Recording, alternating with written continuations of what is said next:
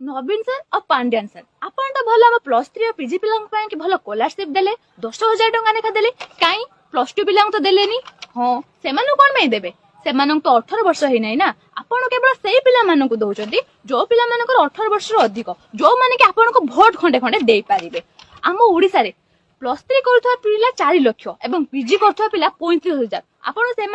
10,000 टंका लेखा देकी भोट खंडे खंडे नेबे बोली केवल 10,000 टंका देइछंती नवीन सर आपण आम ओडिसा रे 24 वर्ष रहिला परे करिछंती कोन किछि करिनाती आज भी आम गाँ को से लालगुड़ी रास्ता अच्छे वर्षा दिनिया गला बेले आंठिए नाखे काद होची आज भी आम गाँ रे चाल घर अच्छे वर्षा दिनिया वर्षा हला को घर भीतर पानी पड़ुची आपण करिछंती कोन किछि करिनाती केवल इलेक्शन टाइम रे पैसा बांटिवा जानछन पैसा पैसा छड़ा किछि जानना ए देखंतु से आपण जो फॉर्म देखले एई सेई फॉर्म पूराटा पठिए दिले ऑनलाइन ले आमे प्रिंट आउट बाहर करके फॉर्म फिल अप करिमु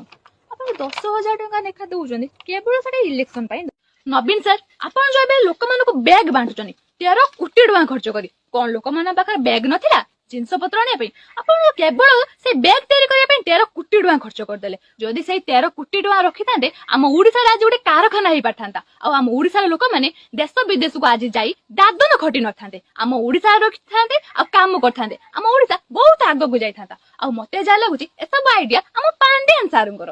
प्लीज दया करिकी एमिति पैसा अजथा खर्च करंतु नाही।